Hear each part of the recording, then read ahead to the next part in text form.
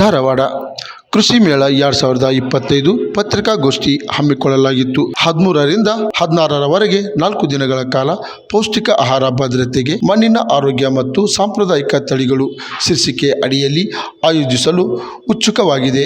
ನಮ್ಮ ಧಾರವಾಡ ಕೃಷಿ ವಿಶ್ವವಿದ್ಯಾಲಯದ ಕೃಷಿ ಮೇಳ ರೈತರ ಜಾತ್ರೆ ಎಂದೇ ಹೆಸರಾಗಿರುವುದು ತಮಗೆಲ್ಲ ಗೊತ್ತು.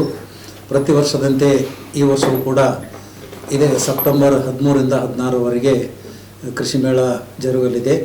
ಈ ವರ್ಷದ ಕೃಷಿ ಮೇಳದ ಶೀರ್ಷಿಕೆ ಪೌಷ್ಟಿಕ ಆಹಾರತೆ ಭದ್ರತೆಗಾಗಿ ಮಣ್ಣಿನ ಆರೋಗ್ಯ ಮತ್ತು ಸಾಂಪ್ರದಾಯಿಕ ತಳಿಗಳು ಎನ್ನುವ ಶೀರ್ಷಿಕೆಯೊಂದಿಗೆ ನಾವು ನಡೆಸ್ತಾ ಇದ್ದೇವೆ. ಈ ಶೀರ್ಷಿಕೆಗೆ ಅನುಗುಣವಾಗಿ ಪೌಷ್ಟಿಕ ಆಹಾರ, ಮಣ್ಣಿನ ಆರೋಗ್ಯ ಮತ್ತು ಸಾಂಪ್ರದಾಯಿಕ ತಳಿಗಳ ಈ 3 ವಿಷಯಗಳ ಮೇಲೆ ವಿಶೇಷ ತರಬೇತಿ ಕಾರ್ಯಕ್ರಮ ರೈತರಿಗೆ ಸಂಪನ್ಮೂಲ ವ್ಯಕ್ತಿಗಳಿಂದ ನಡೀತಾ ಇರ್ತದೆ. ಈ ನಮ್ಮ ಕೃಷಿ ಮೇಳದ ಕಾರ್ಯಕ್ರಮವನ್ನು 2ನೇ ದಿವಸ ನಮ್ಮ ಕರ್ನಾಟಕ ಸರ್ಕಾರದ ಘನವೆತ್ತ ರಾಜ್ಯಪಾಲರಾದ ಗೌರವಾನ್ವಿತ ತಾವರ್ಚಂದ್ ಗೆಹ್ಲೋಟ್ಜಿ ಅವರು ಬೀಜ ಮೇಳ, ಫಲಪುಷ್ಪ ಪ್ರದರ್ಶನ ಹಾಗೂ ವಿಸ್ಮಯಕಾರಿ ಕೀಟ ಪ್ರಪಂಚವನ್ನು ಉದ್ಘಾಟನೆ ಮಾಡಲಿದ್ದಾರೆ.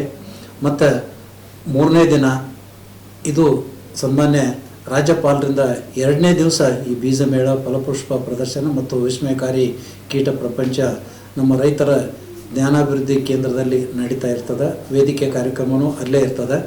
ಮತ್ತು 3ನೇ ದಿನ ನಮ್ಮ ಕೃಷಿ ಮೇಳದ ವಸ್ತು ಪ್ರದರ್ಶನ ವಿದ್ಯುಕ್ತವಾಗಿ ಉದ್ಘಾಟನೆಯನ್ನು ನಮ್ಮ ಕರ್ನಾಟಕ ಸರ್ಕಾರದ ಮಾನ್ಯ ಮುಖ್ಯಮಂತ್ರಿಗಳಾದ ಸನ್ಮಾನ್ಯ ಶ್ರೀ ಸಿದ್ದರಾಮಯ್ಯನವರು ಇದನ್ನು ನೆರವೇರಿಸಲಿದ್ದು, ಅವರ ಜೊತೆ ನಮ್ಮ ಜಿಲ್ಲಾ ಉಸ್ತುವಾರಿ ಮಂತ್ರಿಗಳಾದ ಸಂತೋಷ್ ಲಾಡ್ರ್ ಅವರು, ನಮ್ಮ ಕೃಷಿ ಮಂತ್ರಿಗಳಾದ ಸನ್ಮಾನ್ಯ ಚಲುವರಾಯ ಸ್ವಾಮಿ ಅವರು ಹಾಗೂ ನಮ್ಮ ಕೃಷಿ ವಿಶ್ವವಿದ್ಯಾಲಯದ ವ್ಯಾಪ್ತಿಯಲ್ಲಿರುವ ಎಲ್ಲ ಜಿಲ್ಲೆಯ ಮಂತ್ರಿಗಳು, ಶಾಸಕರು, ಆಮೇಲೆ ಎಂ ಪಿ ಅವರು, MLC ಅವರು, ಕೃಷಿ ಸಮಾಜದ ಅಧ್ಯಕ್ಷರುಗಳು, ಎಲ್ಲ ಮಂಡಳಿಗಳ ಪ್ರತಿನಿಧಿಗಳನ್ನು ಕೂಡ ನಾವು ಆಹ್ವಾನ ಮಾಡಿದ್ದೇವೆ.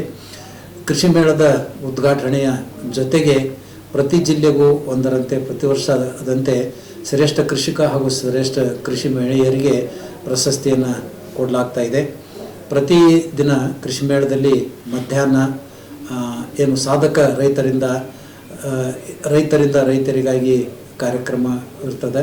ಸೊ ಅದೇ ರೀತಿ ಸಾಯಂಕಾಲ ಈ ವರ್ಷ ವಿಶೇಷವಾಗಿ ನಮ್ಮ ರಾಜ್ಯದ ಎಲ್ಲ ವಿಶ್ವವಿದ್ಯಾಲಯಗಳಿಂದ ವಿದ್ಯಾರ್ಥಿಗಳನ್ನು ಕೃಷಿ ಮೇಳವನ್ನು ನೋಡೋದಕ್ಕೆ ಕರೆಸಿ ಮತ್ತು ಸಾಯಂಕಾಲ ಅವರಿಂದ ಸಾಂಸ್ಕೃತಿಕ ಕಾರ್ಯಕ್ರಮಗಳನ್ನು ನೆರವೇರ್ತಾ ಇದೆ.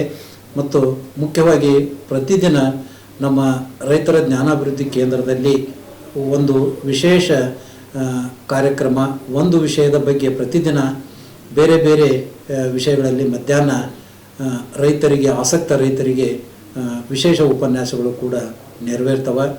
ಆಮೇಲೆ ಕ್ಷೇತ್ರ ಭೇಟಿ, ಎಲ್ಲ ಬೆಳೆಗಳ ಬಗ್ಗೆ ಕ್ಷೇತ್ರ ಭೇಟಿ ಇರ್ತದೆ.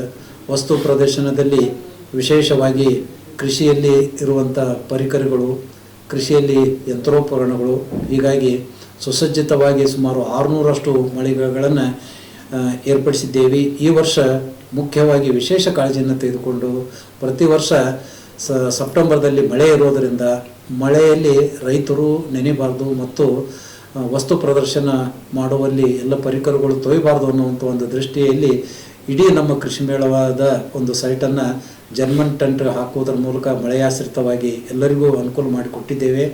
ಈ ವಿಶೇಷವಾದ ಒಂದು ಅವಕಾಶವನ್ನು ಎಲ್ಲರೂ ಪಡೆದುಕೊಳ್ಳ್ರಿ. ಕೃಷಿಯ ಬಗ್ಗೆ ಜ್ಞಾನವನ್ನು ಪಡೆದುಕೊಂಡು ಈ ಒಂದು ಕೃಷಿ ಮೇಳವನ್ನು ಅತ್ಯಂತ ಯಶಸ್ವಿಯಾಗಿ ಹೋದ ವರ್ಷ 20,28,000 ರೈತರು ಬಂದು ನಮ್ಮ ಲಿಮ್ಕಾ ಬುಕ್ ಆಫ್ ರೆಕಾರ್ಡಿಗೆ ನೋಂದಣಿ ಮಾಡಿದ್ದೇವೆ. ಈ ವರ್ಷವೂ ಹೆಚ್ಚಿನ ಸಂಖ್ಯೆಯಲ್ಲಿ ಭಾಗವಹಿಸಿ ಕೃಷಿ ಜ್ಞಾನವನ್ನು ಪಡೆದು ನಮ್ಮ ಕೃಷಿ ಮೇಳವನ್ನು ಯಶಸ್ವಿ ಮಾಡಿರಿ ಅಂತ ಹೇಳಿ ಎಲ್ಲ ಅನ್ನದಾತ ಬಂಧುಗಳಲ್ಲಿ ನನ್ನ ಸವಿನಯ ಪ್ರಾರ್ಥನೆ. ಧನ್ಯವಾದಗಳು. ಕೃಷಿಯಲ್ಲಿ ಆಧುನಿಕ ತಂತ್ರಜ್ಞಾನಗಳು, ಅನ್ವೇಷಣೆಗಳು ಮತ್ತು ರೈತರ ಸಮಸ್ಯೆಗಳಿಗೆ ಪರಿಹಾರಗಳನ್ನು ಅಲ್ಪ ಸಮಯದಲ್ಲಿ ಹೆಚ್ಚಿನ ಸಂಖ್ಯೆಯಲ್ಲಿ ರೈತರಿಗೆ ತಲುಪಿಸಲು ಈ ಮೇಳದ ಮುಖ್ಯ ಉದ್ದೇಶವಾಗಿದೆ. 4 ದಿನದ ಈ ಮೇಳದಲ್ಲಿ ಸುಮಾರು 20 ಲಕ್ಷಕ್ಕಿಂತ ಹೆಚ್ಚು ರೈತರು ಭಾಗವಹಿಸುವ ನಿರೀಕ್ಷೆ ಇದೆ. ಈ ಕೃಷಿ ಮೇಳದಲ್ಲಿ QR ಕೋಡ್ ಮೂಲಕ ನೋಂದಣಿ ಮಾಡುವ ವ್ಯವಸ್ಥೆ ಕಲ್ಪಿಸಲಾಗಿದೆ. ಕ್ರಾಂತಿ ಸಮಾಚಾರ, ಧಾರವಾಡ.